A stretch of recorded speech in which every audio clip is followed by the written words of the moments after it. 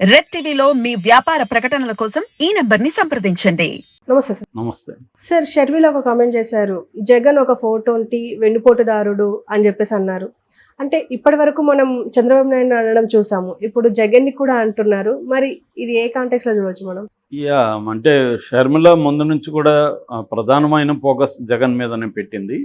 అంటే అది సహజం కూడా, ఎందుకంటే జగన్ అధికారంలో ఉన్నాడు కాబట్టి జగన్ మీదే పెట్టాలి. అయితే ఆమె మెయిన్ ఫోకస్ చెప్పాలంటే బీజేపీతో కుమ్మక్కై జగన్ రాష్ట్రానికి నాశనం చేశాడన్న నెరేటివ్ ఆమె తీసుకున్నది.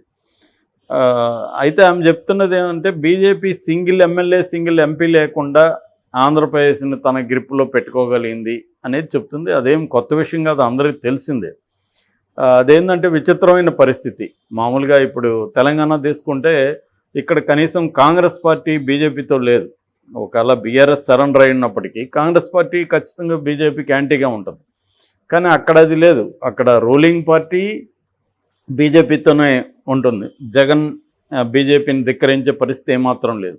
ఏదేమైనా రిక్వెస్టింగ్ అడుక్కోవడం, అప్పులు తీసుకోవడానికి పర్మిషన్లు అడుక్కోవడం, తర్వాత వాళ్ళు న్యాయంగా రావాల్సిన రాష్ట్ర వాటా, మామూలుగా పన్నుల్లో నుంచి రాష్ట్ర వాటా వస్తుంది, అదంతా కూడా అడుక్కోవడం తప్ప డిమాండ్ చేసి గట్టిగా మాట్లాడి అనేది లేదు జగన్ కూడా. కొంతవరకు అది అతని పద్ధతి సక్సెస్ కూడా అయింది, కొంతవరకు డబ్బులు లాగగలిగారు. సో ఆ మేరకి అట్లాగే అప్పులకు కూడా పర్మిషన్లు తీసుకోగలుగుతున్నాడు, నెట్టుకొస్తున్నాడు.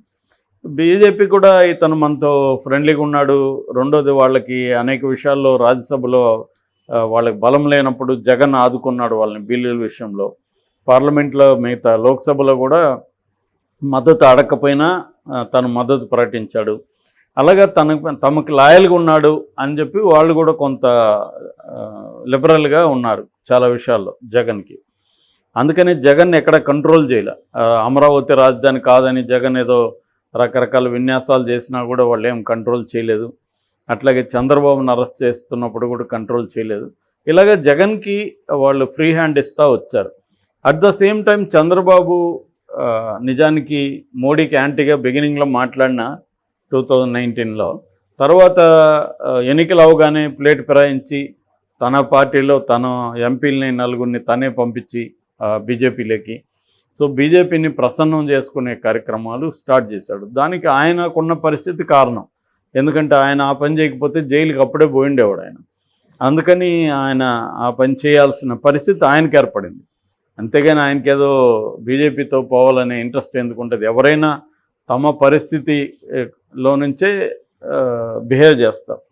సో ఆ కండిషన్ చంద్రబాబుకు ఉంది కాబట్టి ఆయన ఆ పని చేయగలిగాడు. కాబట్టి ఆయన జైలుకి పోకుండా ఈ 4.5 ఏళ్ళు ఉండగలిగాడు. చివరిలో కూడా జైలుకి పంపించడం నాకు తెలిసి ఒక రకంగా ఆయన్ని ప్రెజర్ చేయడం కోసమే. నేను ఇందాక ఒక వీడియోలో చెప్పిన క్యారెట్ అండ్ స్టిక్ పాలసీ, అలాగా ఆయన ప్రెజర్ చేయడం వల్ల అనివార్యంగా ఇప్పుడు చంద్రబాబు బీజేపీ పొత్తు కోసం వెళ్తున్నాడు. లేకపోతే చంద్రబాబు వెళ్ళేవాడు కాదు. సో ఇది బీజేపీ కూడా ఒక రకంగా చంద్రబాబుని ప్రెజర్ చేసి, నువ్వు నాతో కలవకపోతే నీకు జైలే గతి అన్న ఒక మెసేజ్ని పంపించింది జగన్ ద్వారా. అంటే మామూలుగా ఒక మేధావి అంటాడనమాట. అంటే హిట్లర్ కంటే గాంధీ మోర్ వైలెంట్ అని ఒక స్టేట్మెంట్ ఇచ్చాడు ఒక ఫిలాసఫర్, స్లవై జిజెక్ అని.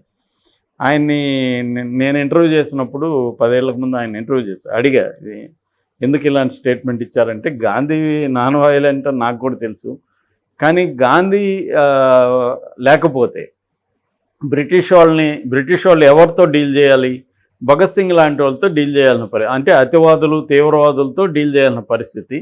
కాబట్టి గాంధీ ఏం చెప్పేవాడు అంటే బ్రిటిష్ వాళ్ళకి, మీరు నాతో డీల్ చేయకపోతే మీరు వాళ్ళతో డీల్ చేయాల్సి వస్తుంది, కాబట్టి మీరు మర్యాదగా నాతో డీల్ చేసుకోండి అని బెదిరించగలిగాడు గాంధీ.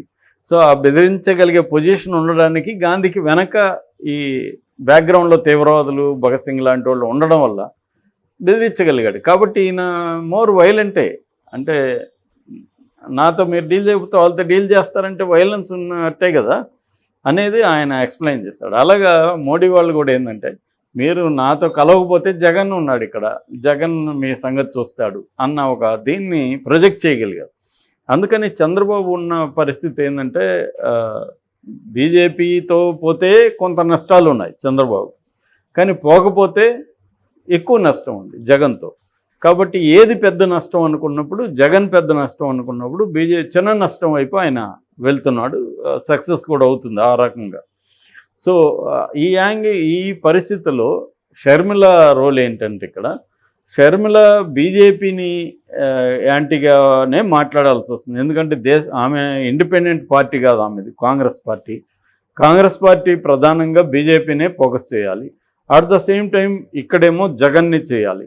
కాకపోతే ఇప్పుడు అందుకని ఆమె నిన్న మంగళగిరిలో జరిగిన వాళ్ళ ఒక ప్రోగ్రాంలో మాట్లాడుతూ జగన్ 420 గాడు అన్నట్టుగా మాట్లాడింది. దానికి కారణం ఏంటంటే 420 అంటే ఎవరిని అంటారు? చీట్ చేసేవాళ్ళని అంటారు. సో ఈ రాష్ట్రాన్ని జగన్ చీట్ చేశాడు అనేది ఆమె ఉద్దేశం. ఎందుకు చీట్ చేశాడంటే, గతంలో ఈ ప్రత్యేక హోదా కోసమే తన ఎంపీల దగ్గర రిజైన్ చేయించి చివరికి చంద్రబాబుని కూడా ప్రెజర్ చేసి చంద్రబాబు కూడా విత్డ్రా చేసుకునేట్టుగా చేసి తను ఏదో ప్రత్యేక హోదా తెచ్చే ఒక ఛాంపియన్ లాగా జనాల్ని నమ్మించాడు. అధికారంకి వచ్చినాక సరే బీజేపీ ఓకే, అబ్సల్యూట్ మెజారిటీ ఉంది ఓకే, కానీ నువ్వు దాని మీద పోరాటం చేయకుండా ఎప్పుడో వైట్ పేపర్ రాసేసి ఇవ్వండి సార్ ప్లీజ్ అని ఒక పేపర్ ఇచ్చేసి వాళ్ళు దాన్ని పక్కన పెడతారు. మొక్కుబడిగా ఏదో నేను ఇచ్చాను అన్నట్టుగా ఇచ్చేయడం తప్ప ఇతను మళ్ళీ దాని మీద పోరాడలేదనేది ఆ యాంగిల్లో ఆమె చేసిన విమర్శ కరెక్టే. ఎందుకంటే జగన్ ఖచ్చితంగా పక్కన పెట్టేశాడు. పెట్టేయడానికి ఆయనకు వెసులుబాటు ఏంటంటే, వేరే అడిగేవాళ్ళు కూడా ఇంకెవరు లేడు కదా. ఇక్కడ చంద్రబాబు అన్న పోరాటం చేస్తే జగన్ మీద ప్రెజర్ ఉండేది, కనీసం జనసేన పోరాటం చేస్తే జగన్ మీద ప్రెజర్ ఉండేది. వీళ్ళు కూడా చేయట్లేదు కాబట్టి జగన్ని అడిగేవాడు ఎవడు లేదు కాబట్టి ఉండగలిగాడు, సాధ్యమైంది. సో ఇప్పుడు ఈమె దాన్ని ప్రశ్నిస్తుంది. సో అంతవరకు ఆమె ప్రశ్నలో లాజిక్ ఉంది. అయితే ఆమె వెన్నుపోటు పొడిచాడు అనేది కూడా ఈ కాంటెక్స్లో అనేది, వెన్నుపోటు అనేది కూడా ఇదే కాంటెక్స్ట్. ఎందుకంటే విభజన హామీలు సంబంధించి దాదాపు 12 నుంచి 15 లక్షల కోట్లు రావాలి, అవన్నీ జగన్ కాంప్రమైజ్ అయిపోయాడు, రాష్ట్రం కోసం చేయలేదు అనేది ఆమె మాట్లాడింది. అంతవరకు ఆమె మాట్లాడిన విషయాలు కరెక్టే. మరి వెన్నుపోటుదారుడు అనిందా 420 అనేది పక్కన పెడితే దాని ఎసెన్స్ అయితే కరెక్టే. కాకపోతే ఇక్కడ ప్రాబ్లం ఏంటంటే, ఆమె ఎవరు అడుగుతున్నారు అనేది కూడా ఇంపార్టెంట్. ఆమె అడుగుతుందంటే నువ్వు ఎందుకమ్మా, ఆమె మీద కూడా కొన్ని ప్రశ్నలు వస్తాయి. 10 ఏళ్ళుగా నువ్వేం చేసావు ఈ రాష్ట్రం కోసం? ఎప్పుడైనా వచ్చావా, పలకరించావా ఈ ప్రజలు ఎలా ఉన్నారని? నువ్వు ఎంతసేపటికి నా తెలంగాణ ఆడబిడ్డ, నేను తెలంగాణ కోడల్ని, తెలంగాణ ప్రజలే నా ఇది అని, నా ఊపిరి నా ఇది అనే డైలాగులంతా కొట్టి అవసరమైతే ఆంధ్రప్రదేశ్తో కొట్లాడతానని కూడా చెప్పావు. అప్పుడేమో నీకు ఆంధ్రప్రదేశ్ ఎనిమి, ఎందుకంటే తెలంగాణకి ఆంధ్రప్రదేశ్ అనేక విషయాల్లో ప్రత్యర్థి. ఇప్పుడేమో నిన్న ఆమె కన్నీళ్ళు కూడా పెట్టుకుంది, ఎమోషనల్ అయిపోయి. మేబీ నిజంగా కూడా ఆమె ఏడ్చుండొచ్చు, దాంట్లో మనం యాక్టింగ్ అనలేము. ఒక్కోసారి మనం ఉద్వేగంగా ఉన్నప్పుడు మనకు కన్నీళ్ళు వస్తాయి. కానీ దాన్ని జనాలు కనెక్ట్ అవ్వాలి. జనాలు కనెక్ట్ అవ్వాలంటే ఈ ప్రశ్నలు రాకుండా ఉండాలి. ప్రశ్నలు రాకుండా ఉండవు జనంకి. నువ్వు ఎందుకంటే ఒకవేళ వాళ్ళ జనంకు ఉన్న వైసీపీ వాళ్ళు ఉన్నివ్వరు కదా, ఇవన్నీ వైసీపీ వాళ్ళు అడుగుతారు కదా, అవన్నీ అడుగుతున్నారు. 10 ఏళ్ళుగా నీకు ప్రజల పట్ల కన్సర్న్ ఉందా? జగన్ 10 ఏళ్ళుగా జనంతో ఉన్నాడు, ఆ మాటకు వస్తే 15 ఏళ్ళుగా జనంతో ఉన్నాడు అతను. సో జనం బాధల్లో సంతోషాల్లో అతను భాగమయ్యాడు.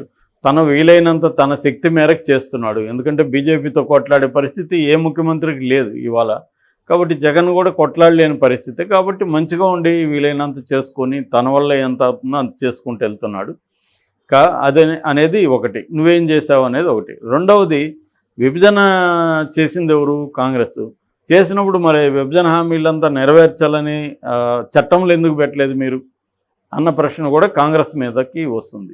కాంగ్రెస్ మీదకి వచ్చినప్పుడు ఆమె సమాధానం ఇవ్వాలి కదా కాంగ్రెస్ ప్రెసిడెంట్గా. సో కాంగ్రెస్ ఇప్పటికి కూడా ఈ బాధ్యతల నుంచి, అంటే గతంలో చేసిన తప్పుల నుంచి తప్పించుకునే పరిస్థితి లేదు.